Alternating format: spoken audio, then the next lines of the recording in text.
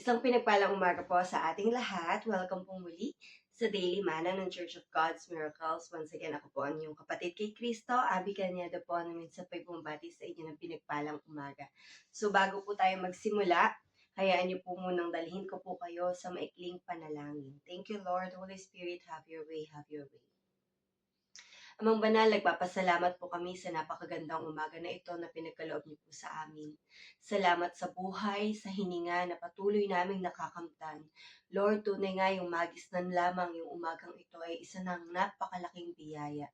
Lord, salamat wala kami sa banig ng karamdaman. Salamat, Panginoon, ibinangan niyo po kami muli upang matunghayan, masiglayan yung biyaya ng buhay. At Panginoon, salamat sa amin pong pakikinig ng iyong mga salita.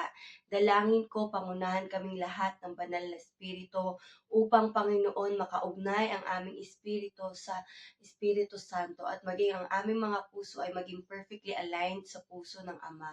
Salamat po Ama sa patuloy na paghahayag mo po ng iyong magagandang salita at pangako. Dalangin ko Panginoon, bawat isang makikinig mapapalakas po ang espiritual na aspeto at may paglago po talaga. Salamat po, ako pong abang lingkod mo ay walang kayang gawin apart from you. Kaya nais ko pong patuloy kang mangusap, malaya ka pong mangusap sa akin at maihayag ko pong may kalinawan ang bawat mensahe mong nais mahayag sa iyong mga nilikha. Salamat po Ama, mapagpala ka po sa umagang ito, mapasalamatan ang iyong pangalan. Sa pangalan ni Jesus, Amen and Amen. Once again, good morning po. Welcome po sa Daily Manna. At ang ating pong tema ngayong buwan ay Soul Harvest from the book of Proverbs 11:30. The fruit of the righteous is a tree of life, and the one who is wise saves lives. So if we want to be considered na tayo po ay isang kasama sa mga wise, ang sabi po doon, the wise saves lives. Nagliligtas ng buhay. Alam niyo po, ang kaligtasan ay hindi natin basta-basta maibibigay kung tayo po mismo ay hindi paligtas. Kaya mga kapatid, tanong ko lamang po, nakamtan na po ba ninyo ang kaligtasan buhat kay Kristo? Type amen if you do, and if hindi pa, the Lord is very willing to give that salvation not just on you but also to the entire family that you belong to. Ganun po magbigay ang Panginoon. Hindi po siya nagtitipid. Sobra-sobra pa, sapat at higit pa ang kanyang pagbibigay, lalo po sa kaligtasan ng mga kanyang mga nilikha, ang mga kaluluwa na kanyang mga nilikha. At alam niyo po, kung sinasabi pong ang tema natin ay soul harvest, ito po ay maituturing talaga po sa soul winning. Kapag itinagalog po natin ito, ipapanalo mo yung kaluluwa. So, tayo po ay dumako dun sa salitang panalo. Alam niyo po, karaniwan po kapag may mga drawlats, may mga ano po ba yun, yung mga raffle, the more entry that you have, the more chances of winning. Ibig sabihin po, mas gugustuhin mo na madami kang entry kasi alam mong sure na meron kang tsansa na manalo. Ayan. So, ganyan po yung tatahakin ng ating pag-uusapan. At kaya po tayo po ay kukuha lang po ako ng illustration, pattern ng buhay. Pero po, ita-translate po natin ito on a biblical way. Kaya po magkakaroon po tayo ng change of mind setting. At kaya dalangin ko po na tayo po mismo ay maging ready din po sa pakikiisa. At yung ipapanalo, yung ikaw mismo, pakiramdam mo, panalo ka every time that you win a soul or souls. Napakahalaga po na sabi nga doon, the more entries that you have, the more chances of winning. Sa Panginoon, the more souls that you serve, that you have saved or that you have reached, the more na marami kang reward or hindi po yung chances, hindi po yung by chance. Sa Panginoon po, sigurado. The more na may assurance that you have crown in heaven. Ayan. So, nagkakaroon na po tayo ng kaunawaan kung saan po tayo tutungo. Bali po, babalikan ko lamang po. As I recall, meron po akong mga kapatiran na naringgan po when they were invited or they were been able to take part po sa 4Ps. Alam niyo po sa 4Ps, madami pong mga kababaihan do'n ang, ano 'yun, gina-gather po sa bawat pamilya ng mga nanay, gina-gather po 'yun kasi they will be receiving a supplement or ano, what do you allowance from the government, yung 4Ps. Alam ko po, familiar po kayo do'n. At alam niyo po, naringgan ko lang kaya po na-encourage ako kasi nung mga kapatiran na ginamit, sayang-saya sila na kasi po nagamit po yung church natin to share the word, to share the gospel. May portion po ng parang training or sub-portion ng 4Ps na they have to really listen to the word of God. Obligado sila because bago mo makuha yung allowance. And they are so happy, yung mga members or mga workers natin. Alam nyo ba, ang daming tumanggap, talagang nakakalugod na ang daming tumanggap kay Kristo, talagang doon po ako na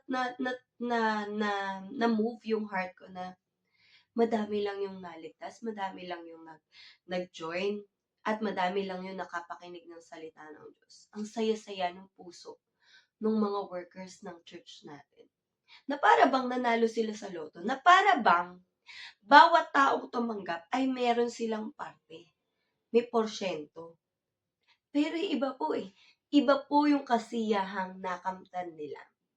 Going back, I remember, kasi po, we have been involved, and actually, yun po yung talagang naging business din namin, yung multi-level marketing. Alam niyo po sa multi-level marketing, dito na po ako magta-transition na. I hope that you can follow. Sa multi-level marketing, ito po yung, it's not just you are to sell goods or products. Kailangan mong meron kang team na binubuo. Meron kang, para siyang discipleship. Ganito po yung nag-i-start. Ang number 1 is prospecting. Prospect, ibig sabihin, magli-list down ka kung sino yung mga target market mo. Is it a warm market or a cold market? Pag sinabing warm, those are the people closest to you, your relatives, your family, your friends. Pag sinabing cold market, ito po yung walang relevance sa'yo, walang relation sa'yo. You will just invite them. Hindi ka totally related sa kanila. But you can still prospect. For example, friends of friends, or yung sa mga workmates mo on the other department, you are not relevant or relative to them, but then prospect mo sila. Or even dun sa mga strangers, even dun kapag gumamit kayo ng mga ads or promotions that they are not totally related to you, but they have seen your promotions or your advertisement, then they will buy to you. So, meron kang mga pagbebentahan ng products. Number 1 po yun, prospecting. Nagpa-prospect. Inaalam mo, sino ba yung mga kailangan kong mabentahan ng product?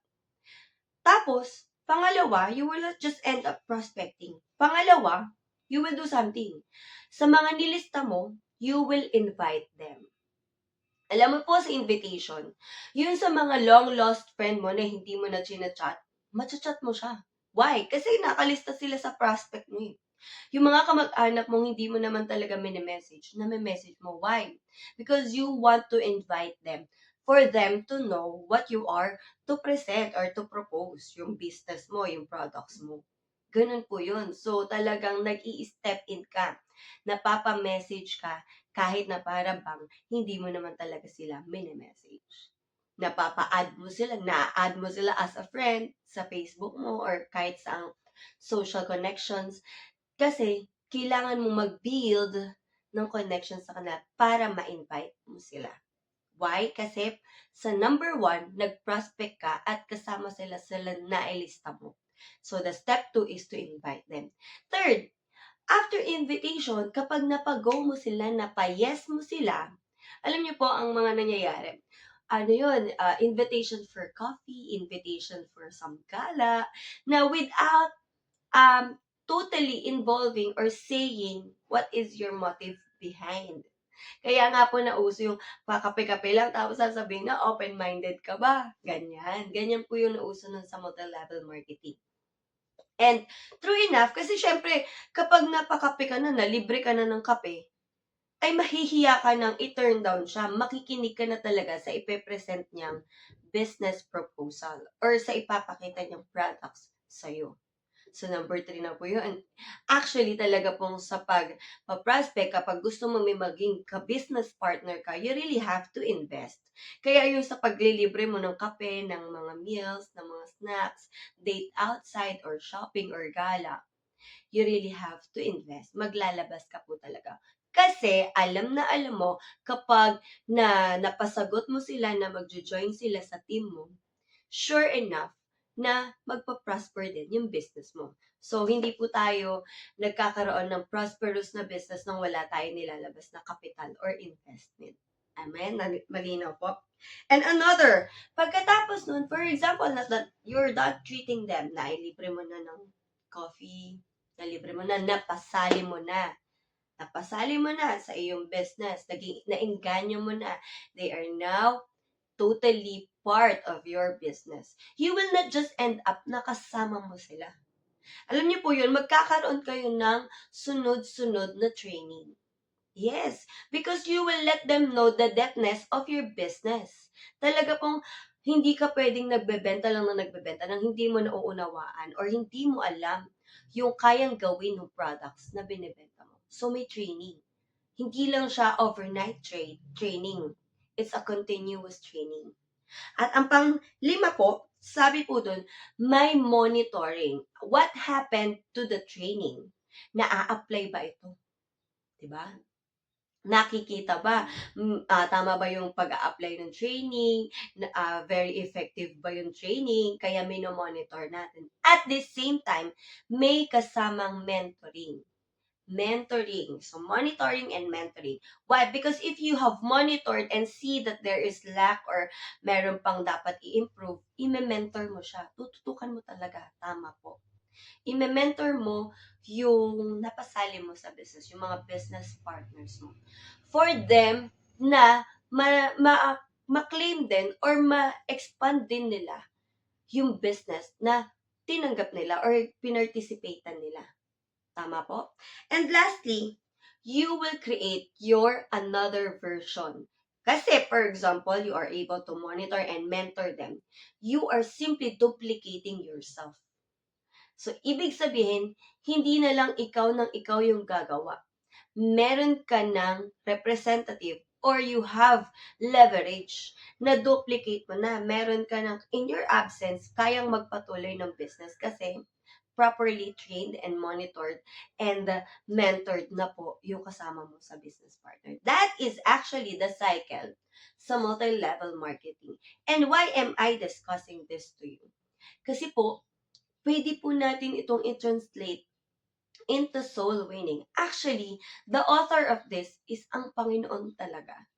Panginoon po talaga ang nagbibigay ng wisdom. Isipin niyo po ang Panginoon, meron po muna siya talagang primary, may mga disciples siya. At sa disciples niya, meron pa siyang core, yung 3. Di ba po? So, ibig sabihin po, talagang ang gusto ng Lord, meron order, may sistema sa ating pag-win ng soul.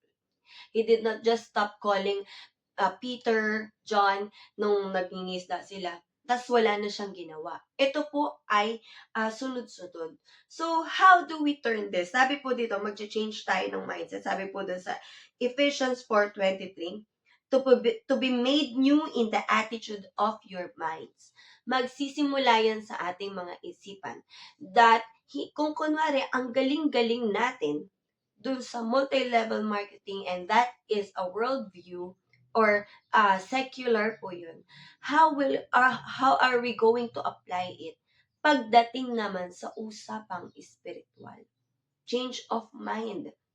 Sabi ko magbago na kayo ng diwa ng pag-iisip. So, prayerfully, we will desire na magkakaroon po tayo ng diwa ng pagbabago ng ating mga isip. Na kung tayo, sayang-saya tayo na madami tayo nahihikayat, ang tawag nga po doon, nare-recruit sa ating business, mabago yung isipan natin na tayo naman ay magwi-win ng souls heavenward para sa langit. So, magiging ultimate goal na natin is heavenward na po. Yung mga reward na sa langit, hindi na yung panglupa, hindi na yung mga pansamantala. Amen. Sabi nga po doon, kung tayo ay nagpa-prospect, tayo din po, pwede din tayong mag-list down sa pamilya natin. Sino pa ba ang hindi nakakapakinig ng salita ng Panginoon? Sino pa ba yung hindi talaga nagkaroon ng church, hindi pa umaattend ng church? Sino pa yung mga walang kaalaman sa salita ng Panginoon? List down. Kung may mga friends ka pa na hindi ka nakakapag-share, workmates, list down. And those are the people that you need to reach upon to. Kasi kailangan din nila ng kaligtasan. Buhat kay Kristo. Hindi mananatili lang sa atin ang salvation. Number 1, prospect. Mga kapatid, kunwari, ikaw ay estudyante. Ilan kayo sa classroom? Pwedeng sila yung mga prospect mo. Dahil alam niyo po, sabi ng Panginoon, kung saan tayo naroon, sisingilin yung mga nasa paligid po natin na hindi natin napagbahagian ng salita ng Panginoon. Why? Kasi tayo sana yung representative ng Panginoon para makakamtan ng kaligtasan yung grupong kinabibilangan natin. Kaya now, number 1, begin prospecting. Lord, sino pa ba yung hindi ko mga nakakausap? And number 2, sabi po doon, inviting. You are to invite them. Kung malakas ang loob mong mag-invite dun sa mga taong hindi mo naman talaga chinachat or hindi ka naman talaga nagbi-build ng connection, pero pag kailangan mong i-present yung business mo, you will do so. Kapag sa Panginoon, mas lalong kailangan nating ibigay yung kaligtasan. Kailangan nating i-invite sila. Tayo po ba? Minsan ito po, yung ganitong platform, nakikinig na tayo ng salita ng Diyos, very vocal or masyado na pong madaming ways kung paano po natin maihahayag yung salita ng Panginoon dahil ang dami na pong preaching online. And even this, you can actually share this on your wall or on your private messages. Something like this kasi kailangan natin silang maabot dahil kailangan nila ng kaligtasan. At alam niyo po, ito yung yaman na hindi maikukumpara. Ito yung sobrang reward na hindi maikukumpara kahit na pangakuan mo man sila ng sa business po, ang maipapangako mo lang ay they will gain, they will profit. Pero po dito, ang maipapangako po natin ay kaligtasan pang walang hanggan. Eternal life. Amen? So, begin inviting. Kung sino yung mga na-list down mo, invite them. Let them know that that the church are open for them. Let them know. At minsan, kapag ang hirap pang invite, pasok tayo sa pangatlo. Treat them. Coffee. Diba? I-date kita, mag-coffee tayo. Gumala tayo. And let's make the most out of it. Kaya mo ngang maglabas para sa business mo. Kapatid, ang kaluluwa, yes, mahal po ang kaluluwa. Pero po, alam niyo po, pag nakita niyo po yung kagalakan ng puso ng Ama na all of the angels are rejoicing with you, isang kaluluwa lang ang maligtas. At alam niyo po pa, sa bawat kaluluwang ating maililigtas, madadala sa paanan ng Panginoon. Katumbas po niyan ay crown sa langit. Yes, a beautiful reward na hindi mo kayang ikumpara sa pwede mong mahita or mag-gain dito sa mundo. And sabi po, for example, you have already invited them. Sabi po doon, meron pang training. There is nurturing. Hindi ka matatapos na napatin mo siya ng one time lang. May continuous follow-up. May continuous feeding, sharing of the Word of God, discipleship. Papasok po tayo doon. So, yung training is a continuous feeding of a spiritual aspect. Amen? Nagiging malinaw po ba sa atin? Kaya po talagang may complete transition which lead me, sabi nga po doon, kailangan talaga ng complete change of mind. Kasi kung kayang-kaya mo siyang gawin sa secular, gawin mo siya on a kingdom principle. Amen? Okay, nagtitrain ka na, nagtitrain. May continuous monitoring. May continuous mentoring. Amen? So, ikaw, sabi mo, hindi naman ako pastor. Paano ko siya i-mentor? Kung paano kang napapalakas spiritually, ipapasa mo lang din yun. At kung palagi kang uma-attend ng council gathering, isama mo din siya. Kasi dun po nagaganap yung continuous nurturing sa bawat isa sa atin. At magugulat po kayo. Sa number 6, di ba sabi dun, you are actually creating your duplicate. Hindi na lang ikaw. Kasi siya din mismo magdi-desire. Umabot, magpa-prospect din siya. Aba, may kamag-anak pa akong hindi naliligtas. Aba, may mga kaibigan pa akong hindi nakakakilala kay Kristo. Hindi na lang ikaw yung nagre-reach. Even yung sa na-mentor mo, na disciple mo, na-duplicate ka na leverage ka na. At alam niyo po kung ganito ang kaisipan ng bawat Kristiyanong nakakilala kay Kristo, bawat nakatanggap ng kaligtasan kay Kristo, alam niyo po, sa bawat miyembrong kinabibilangan po natin, imposible pong ikaw lang ang ligtas sa pamilya mo. Imposible pong ikaw lang ang nakikinig ng salita ng Diyos sa pamilya mo. Kasi it will never stop on you alone. Grabe yun. At kapag nauunawaan po natin yung kagandahan ng plano ng Diyos sa buhay natin, hindi po natin to ipagkakait sa mga mahal natin sa buhay. Amen po. Hindi po natin to ipagkakait sa mga closest friends natin. Kasi alam natin yung joy na natagpuan natin, yung satisfaction, yung fullness na natagpuan natin kay Kristo. Kaya hindi magiging mahirap sa'yo yung soul winning. Hanggat hindi mo na iunawaan yung fullness ng Panginoon, it will always be hard on your part. You will build a lot of excuses. Pero pag ikaw na nakasumpong ng yaman sa presensya ng Lord, I'm pretty sure, gusto mo na buong pamilya mo nasa langit din. Gusto mo, bawat isa sa kaibigan mo, sa pamilya mo, sa kamag-anak mo, may part sa mansion na piniprepare ng ating Panginoon. Amen. Kaya po sabi doon, sa Colossians 3:2, set your minds on things above and not on earthly things. Nakafocus ka na ang buhay dito sa mundo ay pansamantala lamang. Hindi dito yung masyadong wino-workout. Ang wino-workout po ay yung salvation na natanggap natin mula kay Kristo. At yung kaligtasan na yun na magdadala sa atin sa langit to enjoy the eternal blessing, eternal salvation from the Lord. And sabi po dun sa, bababa po tayo sa Colossians 3:23, whatever you do, work it out with all your heart as working for the Lord and not for human hearts. Kapatid, kapag ang mindset mo, ginagawa ko to, dahil ito yung kalugod-lugod kay Kristo. Ito yung gusto ng Lord. Hindi ka na lang nagbibuild ng effort ng pangsarili. Ginagawa mo na to ng may kasiyahang buhat kay Kristo. Kalakasan buhat kay Kristo.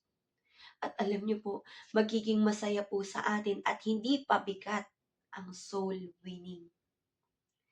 Papanalo po talaga natin. Talagang ang pakiramdam mo, every time na may nadadala kang kaluluwa sa church, panalo ka. Ganun yung pakiramdam. Alam niyo po yung nanalo ng grand prize, anong pakiramdam nun?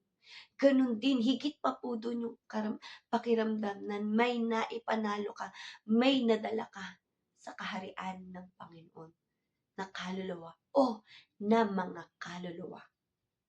Amen. Amen. And lastly po, sabi dito, since you know, sa 24, Colossians 3 pa rin po, since you know that you will receive an inheritance from the Lord as a reward, it is the Lord Christ you are serving. Sa Panginoon po tayo directly reporting. At alam niyo po, lahat ng ginagawa kay Kristo ay hindi nasasayang. Ang Diyos ang ating rewarder.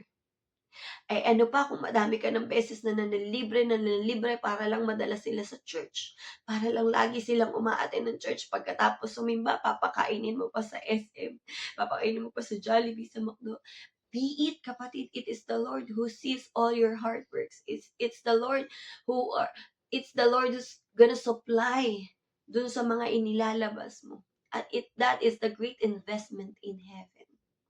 He is the rewarder.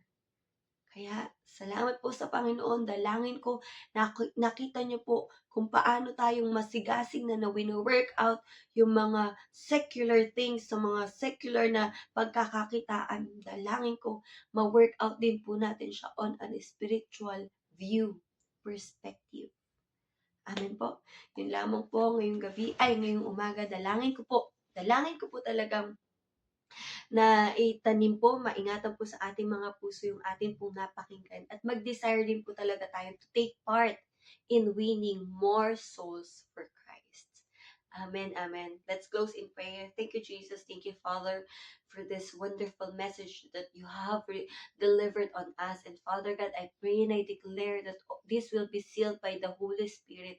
And Father God, I pray bawat isa sa amin, we will take part, we will step in dun sa paghakbang talaga na kami mismo ay parte ng winning of many souls for your greater glory and for your kingdom. Heavenward lagi yung goal namin, Panginoon, at walang ibang mapapasalamatan sa buhay ng bawat isa sa amin kundi ikaw lamang. Ama, salamat po. Salamat po sa magandang mensaheng ito. Dalangin ko po talagang magkaroon ito ng paghihikayat, kalakasan ng loob, encouragement, and confidence na gawin po namin na talagang mas marami pang kaluluwa ang maligtas. Salamat po, Ama, sa iyo pong pinakamataas na papurit pagsamba sa pangalan ni Jesus. Amen and amen. Once again, good morning po sa inyong lahat. Shalom.